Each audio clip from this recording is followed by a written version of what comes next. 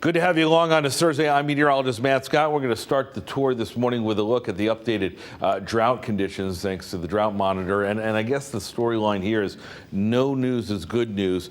We didn't get our extreme drought spreading across more of the state. That said, this area of red you see in eastern Connecticut hasn't moved. It's still there, and the rest of the state is pretty much the same. We're going to see all the rain that we got earlier in the week. It's going to kind of have a trickle down effect, and hopefully in the next week or two we'll start to see some of the drought stave off. Hopefully, we can use some more rain, as you know. We're going to get some tomorrow. We'll talk about that in a second. Not today.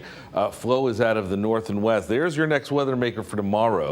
Tomorrow afternoon, we could see some thunderstorms. We'll keep an eye on that. Warming up today, numbers getting to 90 degrees for much of the state. Haven't had that at all this week. Here's the good news about the 90. The forecast is still calling for dry humidity conditions. The relative humidity will be kind of low, and so it won't be too terrible out there.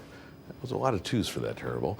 As we go into tonight, the flow's going to switch from northwest to southwest, and then we'll have a better chance of bringing in some moisture, the muggy air ahead of this next front, which gets here by tomorrow afternoon, interacting with all the heat, all the humidity, all the juice, and then that could fire up some trouble in the afternoon hours. Here's 3 o'clock, the guidance suggesting a couple of embedded thunderstorms, a little more activity, a little stronger activity, we think, farther to the north, but that doesn't mean northern parts of the state won't get clipped by that. And then once we get through that Friday evening and Saturday, things look a lot better for the forecast. In the meantime, take a look at what the Storm Prediction Center is saying. They have us already in a level 1 risk for storms at the shoreline and a level 2 for the northern counties, and that goes all the way, by the way, into Massachusetts and much of the rest of New England. Now, that tells me the heart of this activity is going to be farther to the north. That also tells me we can't discount an opportunity for some severe thunderstorms or maybe even tornadoes. So you're going to want to keep an eye on this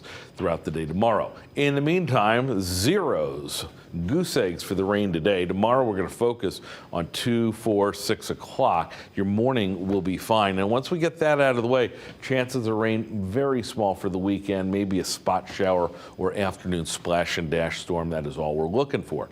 90 degrees the average across the board. 90 New Haven, Hamden, Wallingford. 87 on the Guilford Green. Southeastern Connecticut, mid to upper 80s. You head inland by a few miles. You get 90 in Norwich Town and a few 90s into Hartford Metro. 91 in Hartford, 90 in Cromwell, Higginham, New Britain. Higginham not really part of Metro, but it's 90 nonetheless. Down to 67 tonight, 88 for tomorrow with those storms.